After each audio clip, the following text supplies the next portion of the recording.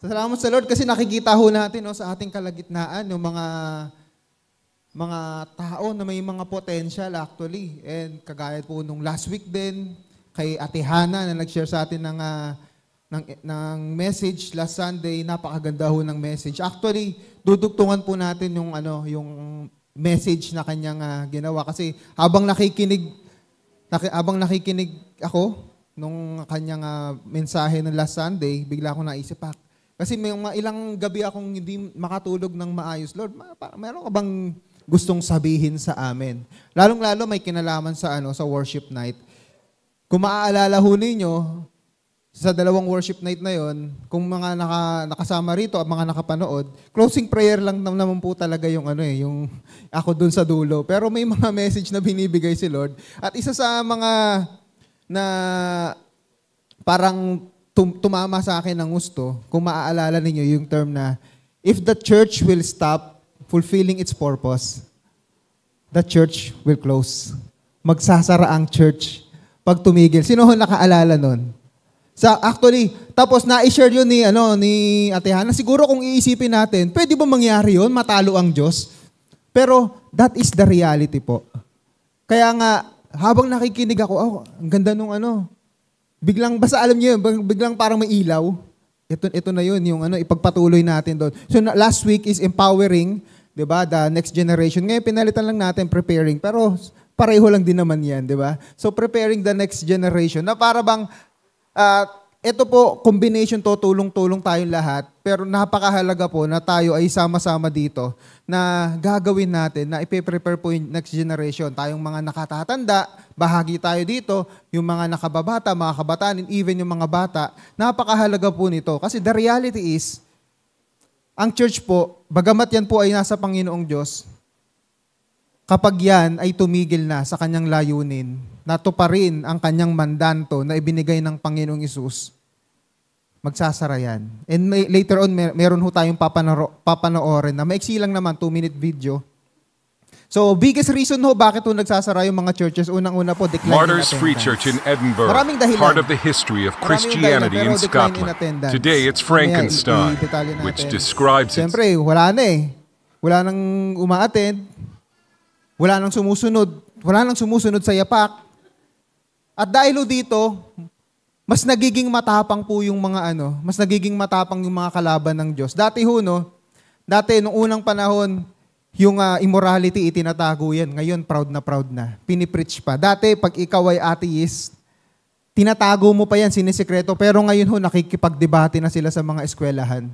Nung unang panahon, hindi ganyan.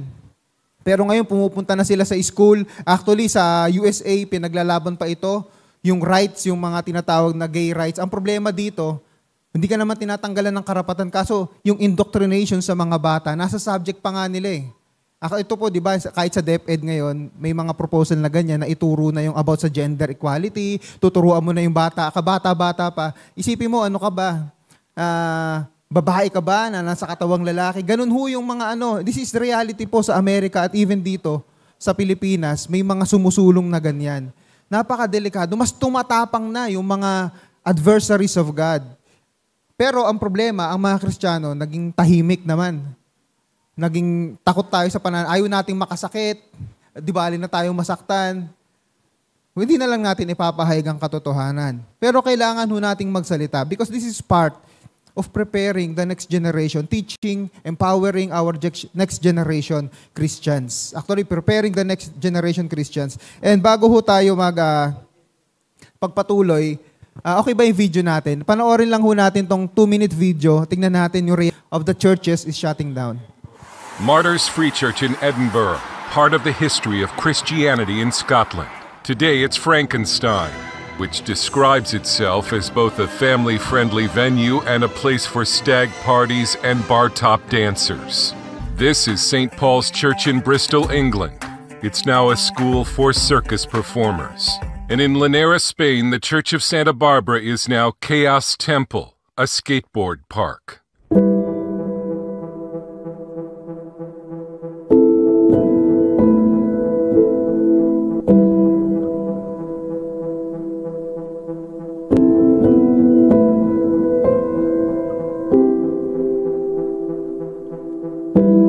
ay 10,000 Christians ang sumasamba dyan.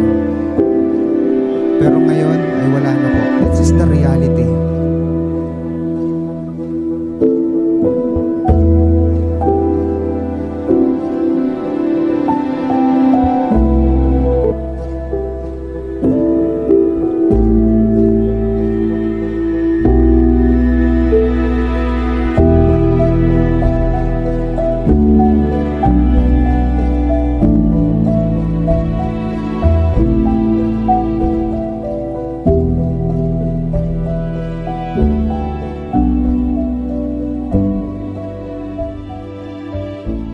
Yan ay ilan lamang sa mga halimbawa. Daan-daan, libo, yung mga ganyan ng sitwasyon. At pag tayo ay tumigil sa paggawa ng layunin ng Diyos dito sa iglesyang ito, wag naman sana. Maaring hindi sa panahon natin, maaring mangyari din dito. That's the reality na gusto nating idiin sa bawat isa sa atin pag tayo ay nagpabaya, hindi tayo nakibahagi sa layunin. Because of that, I invite everyone na tumayo. Let us pray first. Panginoong Diyos, maraming salamat po sapagkat ito po yung realisasyon sa amin na nais niyo po ipaalam sa amin, Panginoong Diyos. Nakakalungkot, Panginoon, may mga churches na nagsasara. Iba-iba ang dahilan, pero nakakalungkot pa rin. Dahil sa pagsasara na ito, Panginoon, nababawasan yung sanang maging asin at ilaw ng sanlibutan. Ito yung purpose namin, Panginoon, because this world, Lord God, tumataas ang imoralidad, nagiging normal ang paggawa ng kasalanan, and one of our purpose on this world, Lord, to be the salt and light, Panginoong Diyos. Kaya, Lord God, maging hamon ho sa amin ito. Hindi ho namin kailangan magkaroon ng position sa church. Yung katotohanan na bawat isa sa amin ay Kristiyano. Ibig sabihin, bawat isa sa amin ay asin at ilaw ng sanlibutan ito. Kaya Lord, unawain namin ang mensahe ngayong araw at ang hamon na ipinagagawa sa amin. Salamat po sa pangalan ni Jesus. Amen. Gusto ko pong basahin ulit yung verse na binasa ho last Sunday. Ito po, nabasa na natin pero babasahin ko na lang yung Joshua chapter 24 verse 31. Naglingkod kay Yahweh ang sambayan ng Israel habang nabubuhay si Josue. Kahit wala na siya, nanatili pa rin silang tapat kay Yahweh habang nabubuhay ang mga pinunong nakasaksi sa lahat ng mga ginawa ni Yahweh para sa Israel. Napakahalaga po na meron tayong godly leader na mangunguna sa atin. But the question is, when that leader ay nawala na. Because that is the reality also ng buhay natin. Mawawala ang leader na kinikilala natin. At dito, meron tayong dapat ipaghanda para ho sa hinaharap, para sa ating susunod na henerasyon. And again, ibabahagi ko po sa inyo yung 3 C's na dapat ho natin itanim sa susunod na henerasyon. At bagamat ito, dinidiin natin yung next generation, kasama ho tayo dito. Hindi ho natin iniitsapwera dito mga katandaan, 60 plus, dadwam, lahat ho tayo may bahagi ho dito. Kasi dapat nating, halimbawa tayong mga nakatatanda, dapat nating tanggapin, bahagi tayo sa paghahanda para sa mga nakababata sa atin. At ating mga kabataan, dapat natin tanggapin na dapat yung leadership ng ating mga nakatatanda, ng ating mga elders, papakinggan naman natin. Because nowadays, this generation ay tinatawag ko silang snowflakes. Are you familiar with the term snowflakes? Napakadali hong ma-offend ng mga taong ngayong generation na ito. Napakahirap po i-correct. Pag kinorek mo, magagalit, ipopost ka sa Facebook. Di ba? Noong unang panahon yung ibang-iba ho, bagamat mahirap magkaroon ng comparison pero this generation talaga mas sensitive, yung tinatawag yung pati yung entitlement, yung kanyang karapatan, magagalit, kaya nga nagkakaroon ng pag-aaway-aaway eh. 'Di ba? Nagalit si Pablo sa 2 Corinthians, sa Corinthians yung mga nag-aaway ng mga Kristiyano, nag-aaway kayo, papabarangay pa kayo. Mag-usap na lang kayo. Huwag yun ang i-broadcast sa mundo. So ngayon, again, balik ko tayo dito. Tatlong C's na kailangan ho nating itanim. We need to instill to the next generation. Lahat tayo bahagi ho dito. Para ho ating malaman yan, share ko po yung Judges chapter 2 verse 10. Siyempre, kasunod ho ito ng Deuteronomy. Nabasa rin ito last week. Nang mamatay ang mga tao sa henerasyong iyon, sino ho yung generasyon na yon? Yung Joshua generation. Mula kay Joshua, pati lahat ng mga contemporaries niya, o kanyang mga kasabayan, mga kanyang mga kaedaran, mga lahat ng henerasyon. Unang si po, number 1, basahin natin. 1, 2, 3, go! Kailangan natin itanim yung kahalagahan ng commitment to the Lord. Sabi ho dito sa Judges chapter 2, again, nang mamatay ang mga tao sa henerasyong iyon. Gaano ho kahalaga yung praise na yon? Nang mamatay. Alam niyo po, no, share ko po sa inyo. Ito, alam naman po natin, yung isa sa worry ni Pastor Adel, di ba po, na kinuha ng Panginoon ang ating Pastor Joe. Bagamat sila ho'y nagluluksa, siyempre, masakit talaga yon. Pero yung pag-aalalaan doon, paano na ang church? But that is a valid. Valid yon. At kita ho natin dito, nang mamatay ang mga tao sa henerasyong iyon, mula kay Joshua at lahat ng kanyang mga kasabay, pa rin ang mali. Dapat ang commitment ho natin ay nasa Panginoon. Nag-iba-iba ho tayo ng sitwasyon kada age level natin. Pero hindi ho natin kailangan putulin yung ating relationship sa Panginoon. Hindi ho natin kailangan putulin yung ating commitment sa ating Panginoong Diyos pag nagbago na tayo ng buhay natin, ng estado ng buhay natin. Kailangan ho natin ipagpatuloy ang gawain ng Panginoong Diyos. Meron tayong responsibilidad. Alam niyo po, no, isa ho sa mga dahilan din bakit to bumababa ang attendance. Pero only 5% ng mga ministers 40 years old pababa. Sabihin na natin, merong 100 pastor doon sa Scotland. Ilan lang ang pastor na 40 plus pababa? 5. Gaano ho nakaka-alarma yon? Kasi ito po yung mga susunod na generation eh. Ibig sabihin, 45% ng mga ministers, 60 plus. Nasa dulo na ng buhay yan eh, di ba? Ibig sabihin, walang sumunod. Paano magpapatuloy? Because they failed to prepare for the next generation. Merong mga larawan, may mga attendance, karamihan puro puti na ang buhok. Wala akong masama doon. Pero itong again, yung challenge sa atin, kailangan merong sumunod. Alam niyo po, no, ang sikreto ho ng mga malalaking churches, Victory, yung pinanood ko yung mga story nila, Victory, CCF, even JIL, nagsimula ho sila sa mga kabataan. Pag na ho tayong lumayo, yung nagtaguyod po ng Jesus Sovereign Overcoming Shepherd Christian Church, nagsimula ho sila sa kabataan. Pastor Joe, Pastor Adel. Bibihira ho na may tinatawag na pastor nasa 50 years old. Kadalasan, nasa 20s, 30s. Kaya sa mga susunod na pastors natin manggagaling sa mga kabataan, di natin alam kung sino. Pero meron tayong bahagi. Meron kaming bahagi. Kailangan ho natin ipagpatuloy ang gawain na ipinagkatiwala sa atin ng Panginoong Diyos. And last, C. 1, 2, 3, go. Cultivation of faith.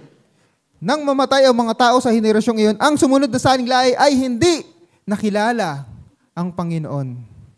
Isang bagay ho na nagpapatuloy ang gawain. Pero pwede ka naman magpatuloy ng gawain na hindi ka lumalago. Actually, yun yung hamon lagi ni Ate Tess. Ang active nyo sa ang active nyo sa church.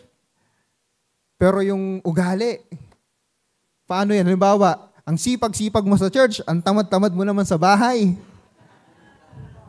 Yan, mga sermon ni Ate Tess, pero legit naman.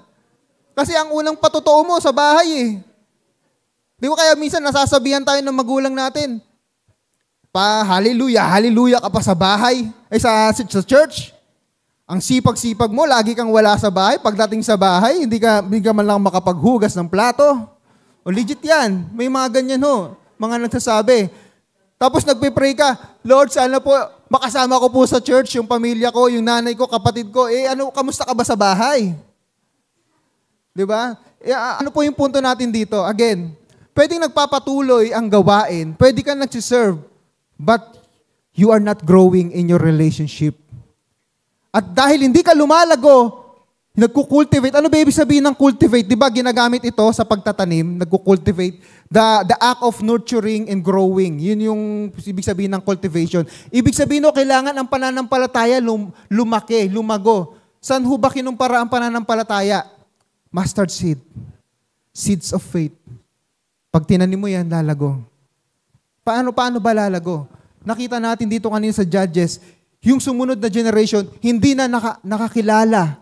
Hindi na nakilala ang Panginoon. Wala na silang idea. So, ginawa, mga himala ng Diyos sa bansang Israel. We need to cultivate our faith. This is the reason binibigyan natin ng emphasis yung discipleship. And again, sana ho makasama ho tayong lahat dito sa discipleship. Binibigyan natin ng emphasis yung discipleship classes, evangelism, yung ating personal devotion. Because this is the only way. Wala hong ibang paraan. Prayer and the Word. Ito po yung magpapalago sa ating pananampalataya. Bagamat may ginagamit pa ang Panginoong Diyos, katulad ng matitinding pagsubok. Gusto nyo ba yun? Diba? Kung mamimili ka, magbasa ka na lang ng Bible. Lord, wag mo po, di ba kahit nga man sa na sinabi yung sa, Lord, wag mo po akong bigyan ng matinding problema. Baka, okay, wag mo akong pagyamanin, baka naman maging korap ako, pero ayoko naman maging mahirap, baka naman magalit ako sa iyo. Tapos, ano pa sa prayer ni Lord, di ba, example niya, ilayo niyo po kami sa masama.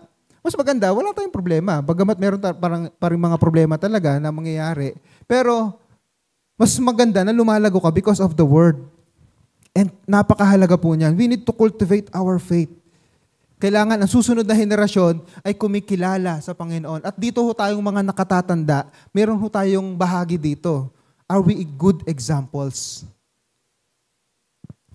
to our younger generation? Sapagkat merong sikat na commercial dati, kung ano ang ginagawa ng matanda, ay ginagawa ng bata. Ano bang commercial yun? Basta lumang-luma na yun. Basta meron siyang mata. Hindi ko na maalala yung logo niya. Meron siyang mata na, hindi naman eye mo yun, Basta meron siyang ganon na commercial nung unang panahon. At pag tayo po, hindi natin na-instill yung cultivation, pagpapalago ng pananampalataya, maari kang maging active sa church. Pero you are corrupt. Ano yung corrupt? Tingnan na lang natin ngayon sa nangyayari sa Western. Bakit mayroong mga gay pastors? Bakit yung mga Kristiyanong sumusuporta sa abortion? Bakit may mga Kristiyanong naglalasing? Bakit may mga Kristiyanong nagpa-practice ng immorality, adultery? Meron mga ganon. At sa kanila, okay lang. Pero alam natin, sa Biblia, hindi okay yun. Ang ganda nga nung isang pinadaanan ni Ate Hana nung last Sunday, di ba?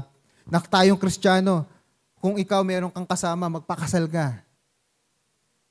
Kung kung kayo ay nagsasama na sa iisang bubong, magpakasal na kayo. Mga ganyan. Because that is sin. At makikita natin, yun yung nagiging common na problema ngayon sa Christianity, na nagiging normal na lang yung kasalanan. At hindi tayo magtataka, bakit sa generation after nila Joshua, makikita natin yung tatlo sa kilalang judges, sila Gideon, Jephthah at Samson, may mga kasalanan silang nagawa.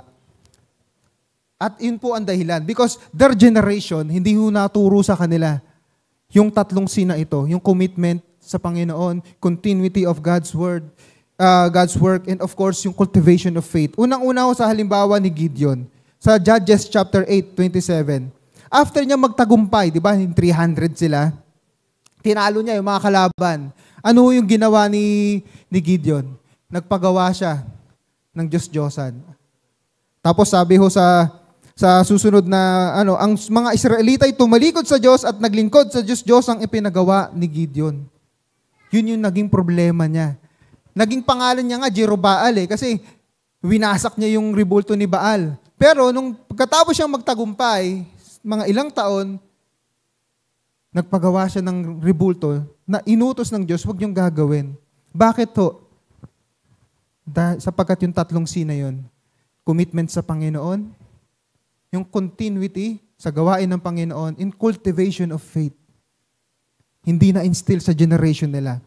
Kahit bagamat siya ay kinilala sa Hebrews na one of the men of faith, pero ito yung naging kapulaan niya. Isa pang halimbawa, si Jephthah. Ano naman yung naging kapulaan niya? Si Jephthah, Judges 11:30-31, ano yun na, alam na natin to. Yung kusino, pag siya ay pagtatagumpayin ng Diyos, sumumpa siya na susunugin niya yung unang makakasalubong. Diba? Tingnan natin sa verse 31. Susunugin ko bilang handog. Ito, pinagdidebatihan ito. May mga nagdedebate. Sinunog ba talaga, literal o hindi? Kung titignan natin yung salitang ginamit, ola-ola, yun yung Hebrew word na ginamit, sinunog po talaga. At pag binasa natin yung nasa dulo niyan, nagluluksa. Ibig sabihin, pag may nagluluksa, may namatay. Unang-una wala ho kasalanan ng Diyos dito. Problema kasi, parang isinisisi natin sa Diyos. Wala ho kasalanan ng Diyos, hindi naman inutos ng Diyos yan eh. Ang inutos sa Kanya, pangunahan mo yung mga kababayan mo, tatalunin nyo yung kalaban nyo. Pero sumumpa pa siya eh. Ihahandog ko yung una kong makakasalubong. Bakit? Kasi common po sa lugar nila yon. Yun yung nasaksiyan niya. Di ba kaya nga, pinasakop ng Diyos ang lupain ng Kanaan. Isa sa matitinding kasalanan nila, bawa yung Diyos-Diyosan nila si Molek, alam nyo ba yung mga bata, ino-offer nila yon. Ino-offer nila, susunugin nila yon. I-offer nila, yung mga anak nila, i-offer nila. That's common yun sa lugar na yun. Kaya ipinapasakop ng Diyos. Ang problema, dahil sa sobrang common na siya, yun yung nakita nila at ginaya nila. Si Samson, nakita niya, common lang naman dito yung sumamba sa Diyos-Diyosan. Nakita ni Jephthah, common sa lugar nila, yung mga native doon, sinusunog yung mga anak nila. At yun yung nakuha niyang halimbawa. Bakit? Hindi na naipagpatuloy sa susunod immorality. May nakilala siyang isang babaeng nagbebenta ng panandaliang aliw. At ito yung kanyang ikinabagsak. Na marami pa na siyang matatalo. Ayaw niyang gawin yung purpose ng Lord sa kanya eh. Kaya ang Diyos napipilitan na kung makikita natin yung sa unang bahagi nito. Kaya pinayagan ng Diyos na siya ay magkaroon ng relationship doon sa isang Philistines para marami pa siyang. Kasi yung Philistines kalaban nila eh. Marami pa siyang mapatay ng mga kalaban. Pero si Samson, ito yung kanyang ikinabagsak. Hindi ho nagkulang ang Diyos sa paalala. Pero ito yung mga halimbawa that even the men of faith, pag hindi tayo lumalago sa salita ng Diyos, maaari nating itong ikabagsak. Yung purpose natin, maaari nating hindi magawa. At napakahalaga ho, yung sa susunod na generation, kailangan ma-instill natin yung paglago sa salita ng Diyos, yung commitment sa Panginoong Diyos. Kaya nga nagtapos ho yung Judges, sabi dito sa Judges 21:25, nang panahong iyon ay wala pang hari sa Israel. Ginagawa ng bawat isa ang lahat ng kanilang magustuhan. Para sa kanila, ang teaching, yung standard ng teaching ng morality, kung ano yung sa palagay nilang tama. Ito ang tawag dito sa panahon natin, yung tinatawag na moral relativism. Ibig sabihin, walang tama o mali. Ang tama o mali ay depende sa tao. Mayroong maaari sa kanya tama, sa akin mali. Walang problema. Yun yung moral relativism. Ang problema is that biblical. Hindi siya biblical. Kasi sa Bible, tinutuho tayo matulad sa mga nagsasarang churches. Hindi tayo matulad ng panahon after ng Joshua generation. Isa lang ang kailangan natin gawin. 1, 2, 3, go. Kailangan ho natin mag-invest. Pag sinabi nating invest, ang salitang investment ay ginagamit kadalasan sa business, di ba? At kadalasan may involved na pera. Pero pag sinabi nating invest to our next generation, una, we need to invest time. Yung na-share nung verse last week, yung kay Timothy, di ba? Yung sa 2 Timothy chapter 3, di ba? Si Pablo nag-invest siya ng oras kay Timothy. Para nag-invest siya ng oras para turuan ito. Yung skill. And the reality, even money. Magtataka tayo, di ba? Alam nyo, isa sa pinakamalaking budget ang youth. Pero gawin nyo lang evangelism, in discipleship. Para Hindi kasi ito po yung kasama ko sila Jonah nito, sila Jomer, nung nag-seminar kami sa CCF, yung Call to All. Yung kahit sa kanila ho, kabataan, isa sa pinakamalaking budget. Kasi, yung kabataan ho talaga yung magtataguyod sa susunod na henerasyon eh. Kailangan ho magpatuloy yung gawain natin sa Panginoong Diyos. Sapagkat ito yung mga, dyan lilitaw yung mga susunod na pastors, susunod na leaders. At tayong mga nakatatanda, meron tayong bahagi dito na tumulong sa panalangin, tumulong na gumabay sa kanila.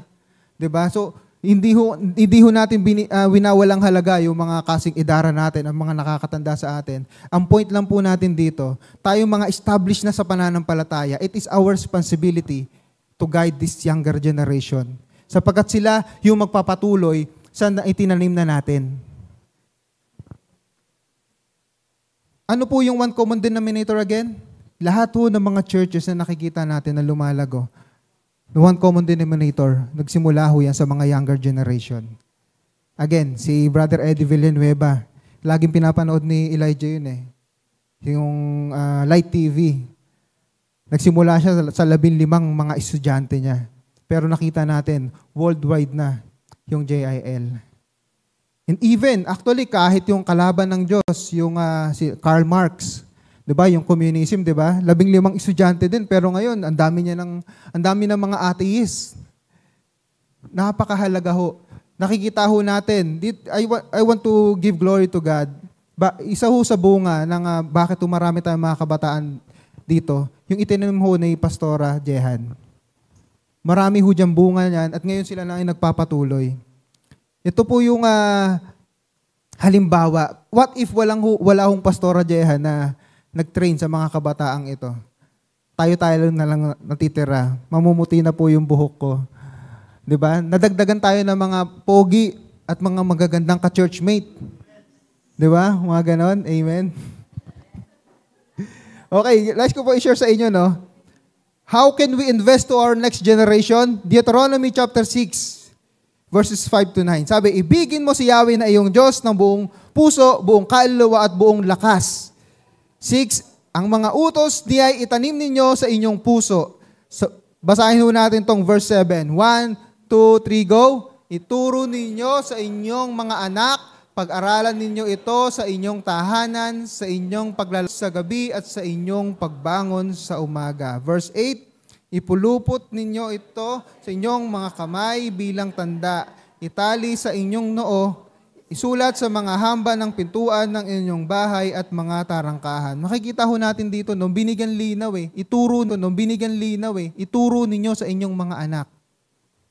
At tayong mga nakatatanda, hindi lamang ito, tayo pamilya dito eh. Ituturing natin itong mga kabataang ito, mga anak natin. Spiritual children. Maging committed tayo sa Panginoon. Huwag tayong papayag na magtagumpay ang kalaban. Pangalawa, 1, 2, 3, go. We need to lead our families to Christ. Ito, partnership po ito. Hindi lamang po mga pastor kailangan. Even tayo, mga nasa bahay natin. Kung tayo yung Kristiyano sa bahay natin, we need to lead our families. Kailangan natin, i-equip natin sila, ipakilala si Kristo sa kanila. Huwag ho tayong papayag na tayo lang yung pupunta rito, na tayo lang ang nakakakilala sa Panginoong Diyos. Maging mabuti tayong halimbawa sa bahay natin. Kung nahihiya kang mag-pray, i-share yung gospel, maging mabuti kang anak, maging mabuti kang kapatid. Ipanalangin mo sila. Ganun po yung strategy na ginawa ko kay mama nun eh. Hindi ko naman sinishare yung gospel eh. Ini-invite ko lang mag-pray. Bakit? Anak. Kasi kung hindi, may hirapan tayo. Diba? And sila po yung mga susunod na generation natin. Lalong-lalo na kung tayo mayroong mga batang, mga kabataan natin, mga YA natin, kung meron kayo mga kababatang kapatid, dalhin nyo na sa church. Yan ang pinakamagandang time. Habang bata pa, dalhin nyo na po sa church. Dalhin nyo na rito sa kids natin. Yan ang kasi makikita ho natin yung mga tumanda na sa Panginoon. Di ba? Yung mga dating mga kabataan Sunday schooler na nagpapatuloy ngayon. Kasama natin ngayon. And lastly, 1, 2, 3, go. We need to rise up. Raise up po yan. Raise up a godly generation. Kailangan natin itaguyod yung next generation na godly generation. At lahat ho tayo, sama-sama tayo, tayo mga nakatatanda, gagabayan natin sa pananampalataya ang mga nakababata, yung mga kabataan, tayo naman ay makikinig sa pangaral, katuruan ng Biblia na itinuturo sa atin ng mga katandaan. Tulong-tulong ho tayo dito. And lastly, gusto ko pong i-share sa inyo, yung tinatawag ho na, bilang illustration ho, yung the blessed reflex. Alam niyo po ba yung reflex? Di ba yung reflex yung parang halimbawa, merong nalaglag, tapos yung nasalo mo agad. Yung mabilis yung reaction time. Yung halimbawa, yung tatama ka ng bola, nakaiwas ka agad. Yung yung mabilisang reaction na hindi mo pinag-iisipan. Reflex ang tawag. O merong hong nung unang panahon po, 1700s, 1800s, ang Europe po, ang isa sa pinakamaraming nagpapadala ho ng misyonaryo sa buong mundo. At isa ho sa mga nagmi-mission sila sa Africa. At isa sa pinakasikat nga po dyan na kilalang missionary is si David Livingstone. Ang kanyang puso actually ibinaon sa sobrang napamahal ng mga African people sa kanya. Pero meron ho silang sinabi. Ito yung panalangin nila David Livingstone at yung iba pang mga misyonaryo nung panahon nila. Ito po yung sabi. That there's going to be a reflex in the future when Christians from Africa, from Asia would come back to strengthen British or European Christianity. Ano po yung ibig sabihin niya dito? Yung tinatawag na reverse mission. Kung nung unang panahon, ang mga nagmi-mission ng mga European sa Africa, pero sinasabi, darating ang panahon, ang mga magmi-mission na, yung mga African naman. At ito po nangyayari ho ngayon. Sa pagbagsak ho ng mga pagsasara ng mga churches, siya namang pagdating ng mga African migrants, at ang mga migrants na ito, mga Kristiyano, 60%, napakaraming generation, sila ngayon yung nagpapatuloy. Ang hamon ho dito, magtanim po tayo ng magtanim para sa susunod na generasyon, mag-invest tayo para sa susunod na generation, sapagkat sila po ang magpapatuloy sa gawaing pinasumulan ng ating Pastor Joe. Sila yung magpapatuloy sa gawaing iginagawa natin ngayon. Huwag ho natin hahayaan na magtagumpay ang kalaban. We need to invest, we need to prepare, we need to empower the next generation. Tayo pong lahat ay tumayo. And let us pray. Panginoong Diyos, maraming salamat po sa bagay na ito na itunuro niyo po sa amin. Yung realidad ng Christianity ho ngayon, Panginoong Diyos. Yes, you are all powerful God. Makapangyarihang Diyos. Lahat ay kaya mong gawin. But once we stop advancing the kingdom of God, once we stop fulfilling our purpose as Christians, as church, Panginoong Diyos, nakita namin ang halimbawa, may mga nagsasarang churches. Lord, ayaw naming mangyari yon sa lugar na ito.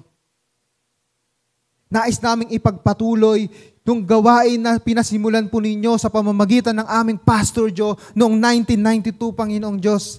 At nais naming magpatuloy iyon, Panginoon, hanggang sa mga susunod na salinlahi pa, Panginoong Diyos. Lord God, in the name of Jesus, help us, Lord God, through the help of the Holy Spirit, magkaisa kami, magkaroon kaming pagkakaisa, Panginoon, na itaguyod ang gawain mo. Na strengthen our faith, yung aming commitment sa iyo, Panginoon, na ipagpatuloy ang gawain mo. In the name of the Lord Jesus Christ. Itong panahon na ito, panahon ng paghahanda, panahon upang i-empower ang mga susunod na generation. We need to grow, Father God. Ayaw namin mangyari, Panginoong Diyos, na dumating ang panahon na tumigil ang pagsamba sa lugar na ito. Ayaw namin mangyari, Panginoon, na tumigil ang gawain mo sa lugar na ito, Panginoong Diyos. Kaya in the name of Jesus, we commit ourselves to you, Father God. Magpapalalim kami ng relasyon sa iyo, magpapalago ng relasyon sa iyo, Panginoon, bilang individual. At kami ay magtutulong-tulong, magsasama-sama, Panginoong Diyos. We need to prepare ourselves, We need to prepare the next generation. Help us, Father God. This church is yours. This church is yours, Lord. Sa iyo, ang Jesus Sovereign, Overcoming Shepherd Christian Church. Ipinagkakatiwala namin ito sa iyo. Ipinagkakatiwala namin sa iyo ang aming buhay. Magpapatuloy kami na itaguyod ang iglesyang ito sa biyaya mo at kapangyarihan mo. Sa pangalan ni Jesus. Amen. Hallelujah.